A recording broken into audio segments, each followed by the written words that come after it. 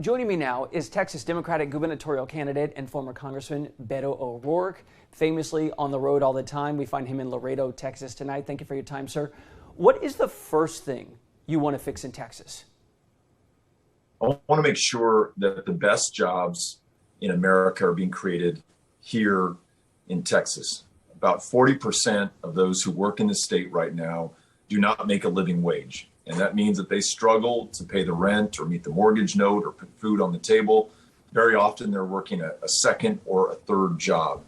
When you have a job that you can count on that actually pays, so much more is possible for you and your family. And as I travel the state, including right here in Laredo right now, this is the number one issue on the minds of the people that I want to serve as governor. Trump won Texas easily just last year, 52-46 over Biden. The polls are trending against Democrats nationally at this point. I know you're watching those. You are polling consistently behind Greg Abbott in Texas. The most recent one was from UT Austin. Why jump in?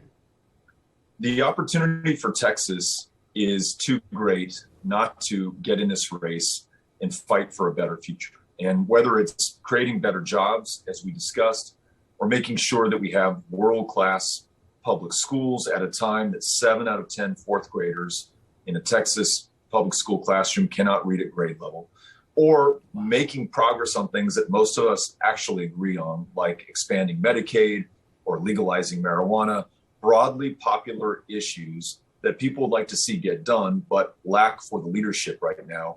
I want to make sure that we come together and get past the smallness and divisiveness of this moment and do the big things. So no more culture wars, no more abortion bans, no more permitless carry laws, and an expectation of competence from those in positions of public trust. We had an awful winter storm and power grid failure that cost hundreds of Texans their lives.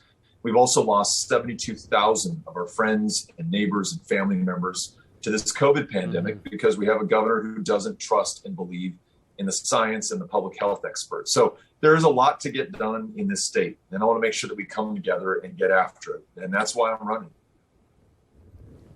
I hear you highlighting kitchen table pragmatism right there, but you did mention public schools. Education is suddenly this leading issue nationwide. Virginia is a purple state. It's really mostly blue at this point, but we saw what just happened with Youngkin winning there. Schools was front and center. Texas is not a purple state just yet. I know people predict that's going to happen very soon, but we know that many people want to talk about education. Many parents don't like the centralization of race in schools right now. And you know the refrain on many issues when it comes to schools, parents matter. How will you address education? Yeah, so my wife Amy and I are parents of 3 kids in the public schools in El Paso, 1 in high school, 1 in middle school, and 1 in elementary school. And what we care most about is the quality of our kids' education and the ability of those classroom educators to deliver that. So I want to make sure that we focus on things like teacher training and teacher recruitment and teacher retention and teacher pay. The average Texas teacher is paid $10,000 less than the average U.S. teacher. So just to get to average, we're $10,000 down right now. Many of those teachers are working a second or third job to make ends meet when they have the most important job in front of them, the well-being and lifelong love of learning of those kids in their classrooms. So that's what parents are talking about in Texas. This witch hunt for books to burn out of the school libraries, or distrusting, history teachers on telling the full, complete, and true story of Texas or national history.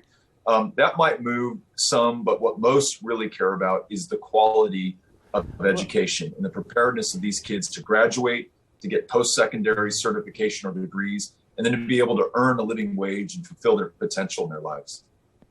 When you talk about teacher training, do you support teachers having to go to in-house training about things like equity, oppression, privilege? No, but I do want to make sure that we are giving teachers the best possible instruction, and not just in undergraduate and graduate degree programs, but continuing opportunities to learn and improve. Most teachers that I listen to always want to get better. They enter this very difficult profession because they want to excel. And I want to make sure they have the opportunities to do that and that we support them with the resources necessary. Again, I want to make sure that we're focused on the basics and on those kids who are in their care doing well. And right now, we're not getting that done in Texas. So we got to get back to the important things and focusing on quality, world-class public education. Immigration, particularly salient where you live. Democratic turnout in 2020 did narrow the margin of Trump's win that year in Texas, but the New York Times visualized the swing of certain counties, left or right, and the biggest swings, like the most radical swings, they were in heavily Hispanic areas right along the southern border, and the central theme seemed to be immigration. Your plan in 2020, I looked it up in the presidential race. You called for ending detention unless someone has a dangerous criminal record, essentially catch and release. Have you changed your mind on that? Well, to be clear, I'm opposed to family detention. I'm opposed to family separation, and I am for following the rule of law on both sides of the border, which means that if you do not have a credible asylum request, if you're not lawfully coming to this country to apply for residency or ultimately citizenship, then you cannot enter. And if you enter without satisfying those conditions, there have to be consequences. On our side of the border, I want to make sure that we're following the law as well. And so when someone does have a legitimate asylum request, that has to be heard. And we have to respect that and we have to follow our laws.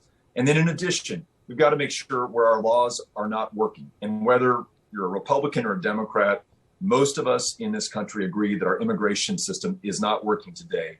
Then we've got to change it and update it and upgrade it. And so we've got to expect our current president and our current members of Congress to do that important job. We have not had a major revision to our immigration laws in this country since Ronald Reagan was president. And it falls on so many of these border communities, like the one I'm in right now in Laredo, to address this. So listen to these communities. They've come up with the solutions, and then let's work forward to implement them. Matthew McConaughey, the wild card, potential spoiler, I don't know, a potential opponent of yours. I know I listened to you on a podcast, I think, and you said, get in the race if you want to. But he rejects vaccine mandates for young children, kids under 12 years old. Greg Abbott, he does too. Would you support vaccine mandates for kids under 12 once they're authorized? Yes, vaccines work. It keeps people alive. We've lost 72,000 people in this state so far during the course of this pandemic.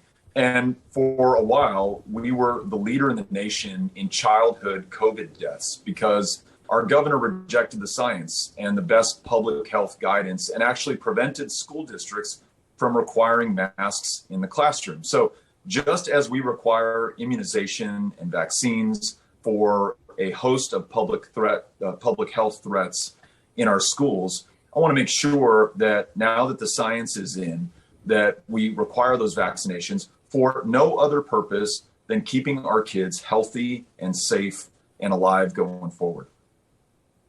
Would you even go down to 6 months old because that's what they're planning in 2022?